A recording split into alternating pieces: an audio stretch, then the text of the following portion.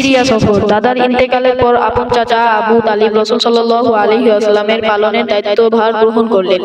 চাচার কাছে নবীজি বড় হতে লাগলেন। রাসূল সাল্লাল্লাহু আলাইহি ওয়াসাল্লাম এর বয়স যখন 12 বছর 2 মাস 10 দিন, তখন চাচা আবু তালিব ব্যবসা উপলক্ষে সিরিয়া সফর করার মনস্থ করলেন। রাসূল সাল্লাল্লাহু আলাইহি ওয়াসাল্লামকে সাথে নিয়ে তিনি সিরিয়ার উদ্দেশ্যে যাত্রা করলেন।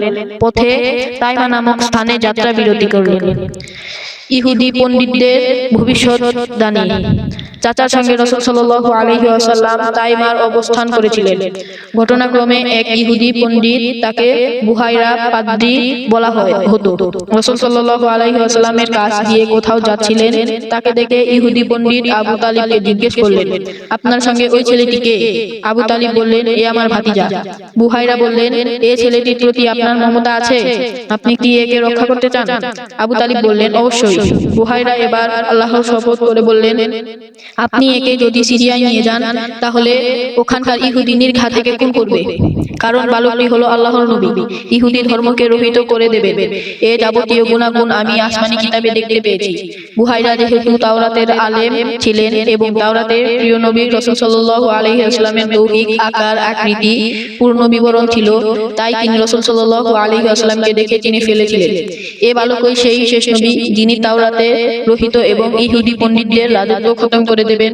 বুহাইরার কথা শুনে আবু তালিব সঞ্চিত হয়ে পড়লেন এবং নবীজি সাল্লাল্লাহু আলাইহি ওয়াসাল্লামকে মক্কায় ফেরত পাঠিয়ে দেন। দ্বিতীয় সিরিয়া সফর। সে সময় মক্কায় খাদিজা নামে এক বিত্তবান মহিলা বাস করতেন। অগাধ সম্পদের সাথে সাথে তিনি যথেষ্ট বুদ্ধিমান এবং অভিজ্ঞতার অধিকারিণী ছিলেন। বিচক্ষণ বিশ্বস্ত গরিব লোকেদের দেখে তিনি ব্যবসার পণ্য দিয়ে বিভিন্ন স্থানে প্রেরণ করেন এবং লাভের উল্লেখযোগ্য একটি অংশ তাদেরকে উপাদান করেন। নবীজি তখনও নবুয়ত প্রাপ্ত হয়নি ঠিক, কিন্তু সমগ্র মক্কাবাসীদের কাছে তার সততা ও বিশ্বস্ততার যথেষ্ট সুনাম ছিল। প্রত্যেকের কাছেই তিনি আস্থাভাজন ছিলেন। সকলের কাছেই তিনি আল আমিন তথা বিশ্বাস উপাধিতে প্রসিদ্ধ ছিলেন। রাসূল সাল্লাল্লাহু আলাইহি ওয়াসাল্লামের সুনাম সুখ্যাতি খাদিজার কাছেও গোপন ছিল না।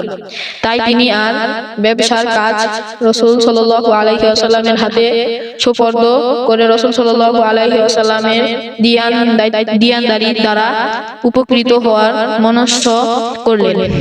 তিনি রাসূল সাল্লাল্লাহু আলাইহি ওয়াসাল্লামের নিকট প্রস্তাব পাঠালেন, আপনি যদি আমার ব্যবসার পণ্য নিয়ে সিরিয়ায় যেতে রাজি হন, তাহলে আপনার খেদমতের জন্য সঙ্গে আমার একটি গোলাম দেব এবং অন্যদের তুলনায় আপনাকে লাভের অংশ বেশি দেব। যেহেতু নবীজি অত্যন্ত সাহসী ও উদার মনের অধিকারী ছিলেন, তাই প্রস্তু বেশি দেব। যেহেতু নবীজি অত্যন্ত সাহসী ও উদার মনের অধিকারী ছিলেন, তাই প্রস্তু বেশি দেব।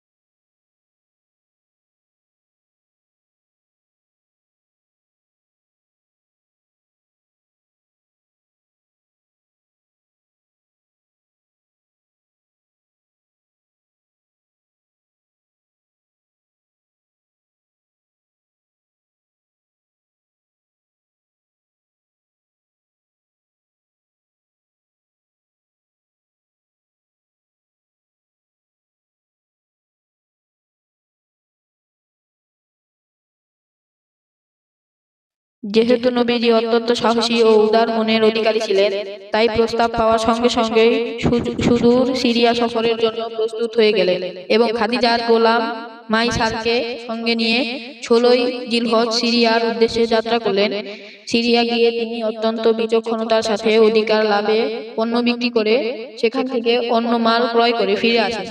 মক্কায় এসে সিরিয়া থেকে আনা পণ্যগুলো খাদিজার হাতে সোপর্দ করেন। সেই পণ্য বিক্রি করে খাদিজা প্রায় দ্বিগুণ লাভ করেন।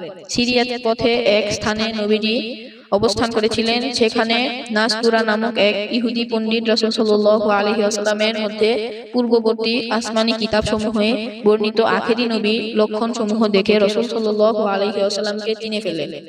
ইহুদি পণ্ডিত মাসাইদাকে আগে থেকেই জানতেন। তাকে জিজ্ঞেস করলেন, তোমার সঙ্গে এই লোকটি কে? মাসাইদা বলল, উনি মক্কার কুরাইশ গোত্রের এক ভদ্র যুবক। ইহুদি পণ্ডিত বললেন, ভবিষ্যতে উনি নবী হবেন। খাদিজা রাদিয়াল্লাহু তাআলা আনহু এর সঙ্গে নবীজির বিবাহ।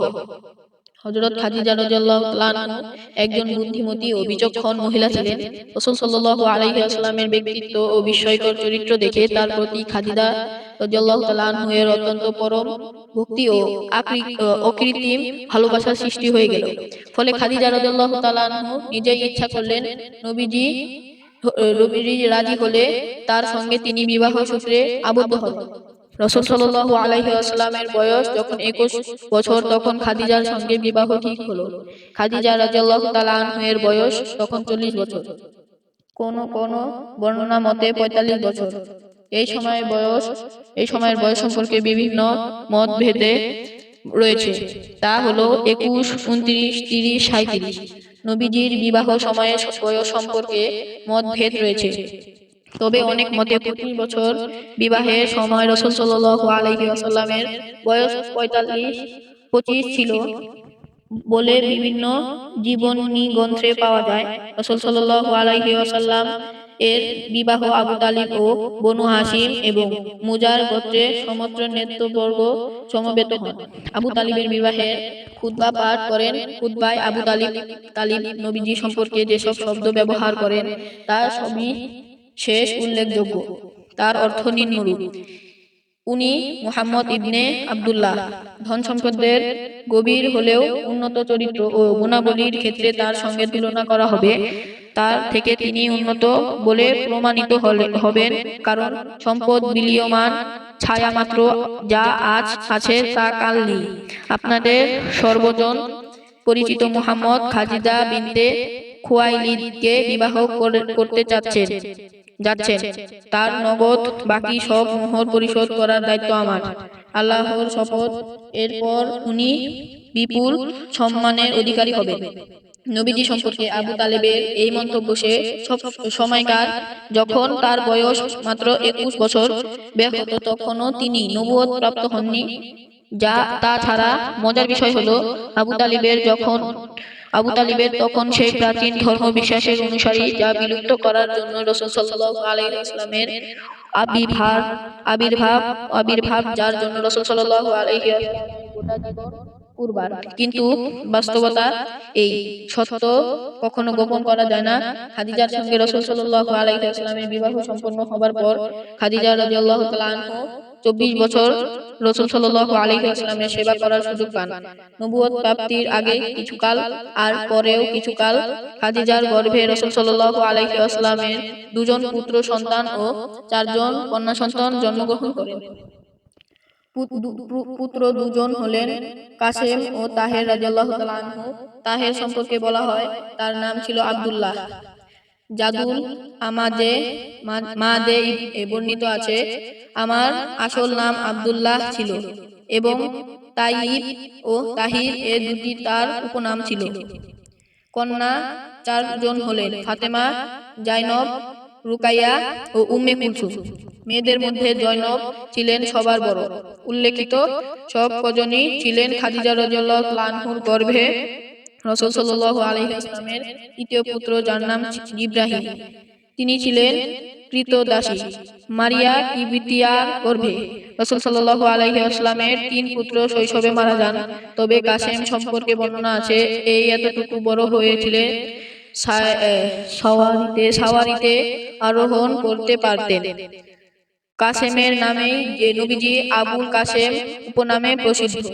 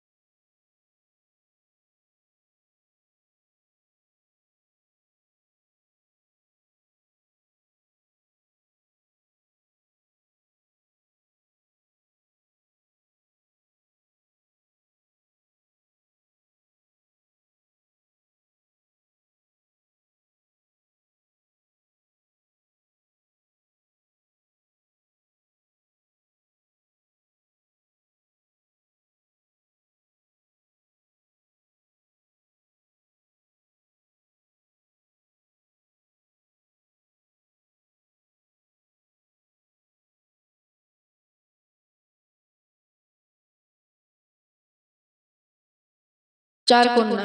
উম্মতের সর্বসম্মত মত অনুসারে রাসূল সাল্লাল্লাহু আলাইহি ওয়াসাল্লামের চার কন্যার মধ্যে ফাতেমা ছিলেন সর্বশ্রেষ্ঠ।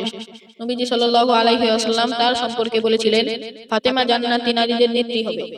15 বছর 5 মাস 15 দিন বয়সে হযরত আলী রাদিয়াল্লাহু তাআলা আনহু এর সঙ্গে তার বিবাহ হয়। বিবাহে মোহর ছিল 480 দিরহাম, যা প্রায় $150 রূপার সমান। রুমনি কুল শিরোমণি ফাতেমার বিবাহের উপঢৌকন ছিল একটি চাদর, একটি বালিশ যাতে খেজুর গাছের ছাল ভরা ছিল, একটি চামড়ার গদি, একটি দড়ির চৌকি, চামড়ার তৈরি একটি পানির পাত্র, দুটি মাটির কলস, দুটি মস্ক এবং একটি আটার চাকিতে আটা পেষণ সহ ঘরে যাবতীয় কাজ ফাতেমা রাদিয়াল্লাহু তাআলা আনহা নিজের হাতেই করতেন। এ হলো উভয় জগতের সর্দার নবীজির সবচেয়ে আদরের কন্যা বিবাহ এবং তার উপঢৌকন আর মোহর। এই হলো তার দারিদ্র পীড়িত জীবনের বাস্তব চিত্র। এরপর কি সেসব মহিলার চোখে এতটুকু লজ্জাও আসে না, যারা বিবাহ সংক্রান্ত অনুষ্ঠানিকায় নিজেদের দিন ধর্ম সবকিছুই খোয়াচ্ছেন? রাসূল সাল্লাল্লাহু আলাইহি ওয়াসাল্লামের পুত্র সন্তানদেরকেও জীবিত না থাকার পেছনে আল্লাহ পাকের বিশেষ হিকমত নিহিত আছে। কেবল কন্যা সন্তানদের দ্বারা দুনিয়াতে তার বংশধারা টিকে আছে। আবার মেয়েদের মধ্যে হযরত ফাতেমা রাদিয়াল্লাহু তাআলা আনহু এর সন্তানরাই বেঁচে আছে। অন্যান্য মেয়েদের কারো সন্তানই হয়নি, আবার কারো সন্তান জন্মাবার পর শৈশবেই মারা যায়। হযরত জয়নব রাদিয়াল্লাহু তাআলা আনহু এর বিবাহ হয় আবুল আস ইবনে রাবি রাদিয়াল্লাহু তাআলা আনহু এর সঙ্গে। তার একটি পুত্র সন্তান জন্মগ্রহণ করে অল্প বয়সেই মারা যায়। একটি কন্যা সন্তানও জন্ম লাভ করে, তার নাম ছিল উমামা। হযরত ফাতেমা রাদিয়াল্লাহু তাআলা আনহু এর ইন্তেকালের পর হযরত আলী রাদিয়াল্লাহু তাআলা আনহু জয়নব রাদিয়াল্লাহু তাআলা আনহু এর কন্যা উমামাকে বিয়ে করেন, কিন্তু তার গর্ভে হযরত আলী রাদিয়াল্লাহু তাআলা আনহু এর কোনো সন্তান জন্ম লাভ করেন।